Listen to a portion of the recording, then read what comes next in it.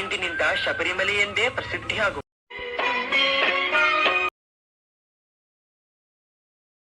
ನಮಸ್ಕಾರ. ಇವತ್ತು ಹೊಸ ವರ್ಷದ ಪ್ರಯುಕ್ತ ಇಷ್ಟೊಂದು ಜನ ಬಂದು ನಮ್ಮ ನಂಜನಗೂಡು ಕಪಿಲಾನಂದಲ್ಲಿ ಸ್ನಾನ ಮಾಡಿ ನಂಜುನೇಶ್ವರನ ದರ್ಶನ ಮಾಡ್ತಾ ಇದ್ದಾರೆ. ಹಾಗೆ ಅಯ್ಯಪ್ಪ ಸ್ವಾಮಿ ಹೋಗೋ ಯಾತ್ರಿಗಳು ಕೂಡ ತುಂಬ ಜನ ಬಂದಿದ್ದರು. ಅದರಲ್ಲೂ ಮಕ್ಕಳುಗಳು ಎಲ್ಲರೂ ಬೆಳಗಿನ ಜಾವನೇ ಸ್ನಾನ ಮಾಡಿ, ಈ ಚಳಿಲೂ ತುಂಬ ಚಳಿ ಇದೆ ಸ್ನೇಹಿತರೆ, ಆದ್ರೂ ಅಯ್ಯಪ್ಪ ಸ್ವಾಮಿ ಭಕ್ತರು ಸ್ನಾನ ಮಾಡಿ, ಮಕ್ಕಳು ಕೂಡ ಸ್ನಾನ ಮಾಡಿ ಹೋಗ್ತಾಯಿದ್ರು ಅಯ್ಯಪ್ಪ ಸ್ವಾಮಿ ದರ್ಶನಕ್ಕೆ.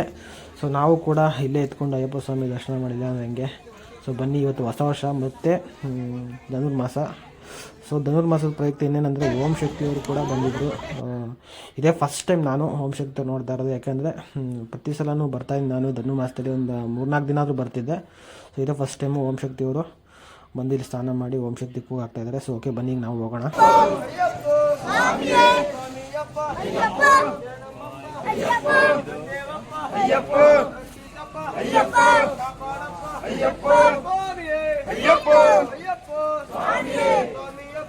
ಹಾಯ್, ಹಲೋ, ಎಲ್ರಿಗೂ ನಮಸ್ಕಾರ. ಎಲ್ಲರೂ ಹೇಗಿದ್ರೆ, ಎಲ್ಲರೂ ಚೆನ್ನಾಗಿದ್ರೆ ಅಂತ ಭಾವಿಸ್ತೀನಿ. ಸ್ನೇಹಿತರೆ, ಮೊದಲನೇದಾಗಿ ಎಲ್ಲರಿಗೂ ಹೊಸ ವರ್ಷದ ಶುಭಾಶಯಗಳು.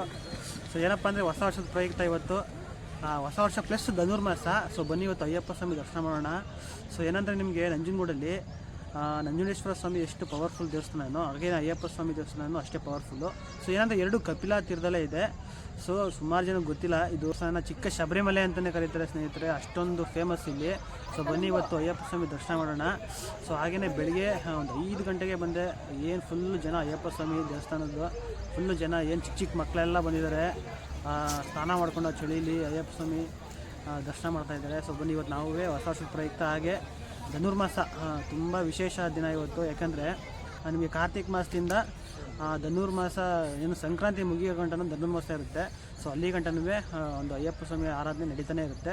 ಸೊ ಇದು ತುಂಬ ಚೆನ್ನಾಗಿರುತ್ತೆ. ಸೊ ಏನಂದರೆ ನಾನು ಒಂದು ಸಲ ಫಸ್ಟು ಶಬರಿಮಲೆಗೆ ಹೋಗಿದ್ದೆ.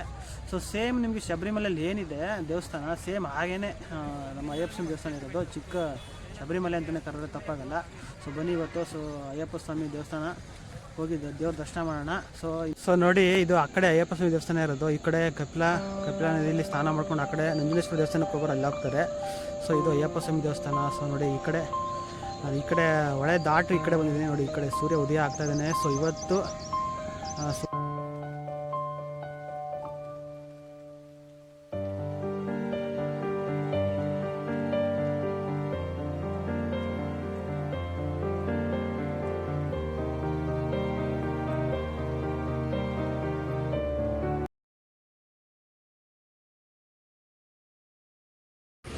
ಅಯ್ಯಪ್ಪ ಸ್ವಾಮಿ ದೇವಸ್ಥಾನ ನೋಡಿ, ಎಂಟ್ರೆನ್ಸಿಗೆ ಇರುತ್ತೆ.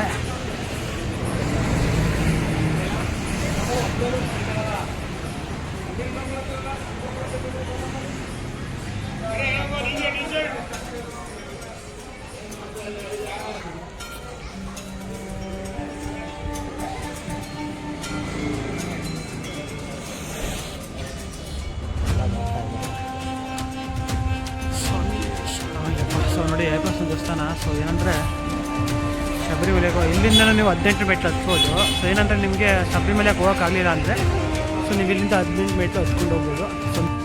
ಸೊ ಬನ್ನಿ, ಈಗ ಮೇಲ್ಗಡೆ ಹೋಗೋಣ ಅಯ್ಯಪ್ಪ ಸ್ವಾಮಿ ದೇವಸ್ಥಾನಕ್ಕೆ.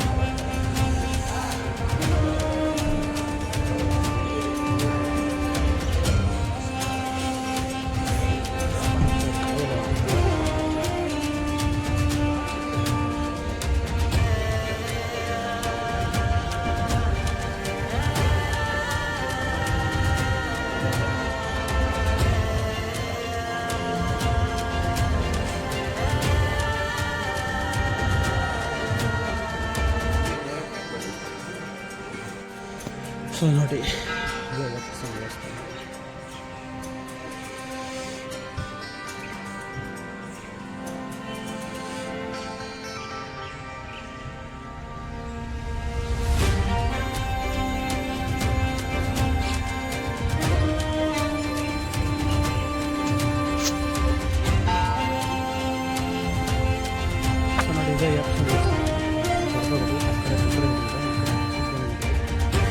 ಶಬರಿಮಲೆಗೆ ಹೋಗೋದು.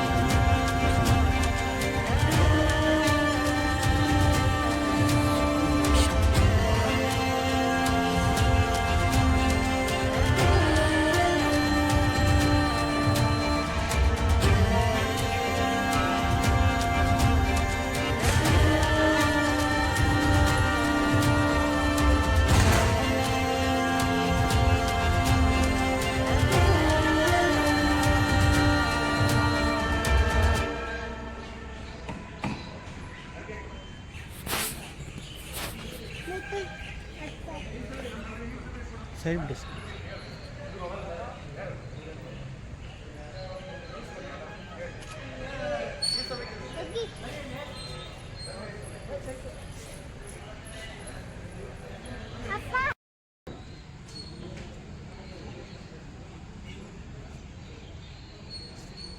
ಸೊ ಏನಂದರೆ ನಿಮಗೆ ಶಬರಿಮಲೆಗೆ ಹೋಗೋಕ್ಕಾಗದೇ ಇದ್ದರೆ ಇಲ್ಲಿ ಬಂದು ಆ ಇರುಮುಡಿ ಕಟ್ಟಿರ್ತಾರಲ್ಲ, ಇರುಮುಡಿ ಹೊತ್ಕೊಂಡು ಇಲ್ಲಿ ಬರ್ತಾರೆ, ಮೆಟ್ಲು ಹೊತ್ಕೊಂಡು.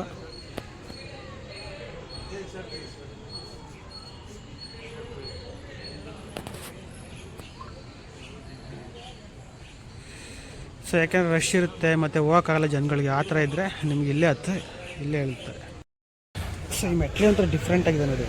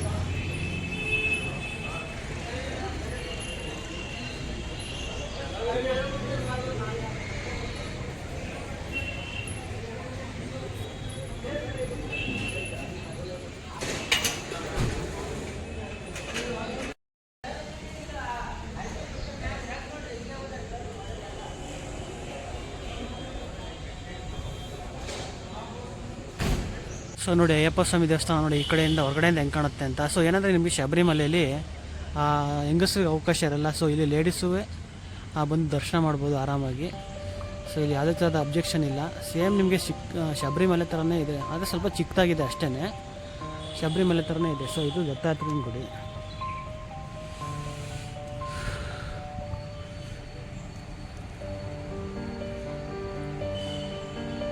ಸೊ ನೋಡಿ ಮರ ಪೂಜೆ ಮಾಡ್ತಾರೆ.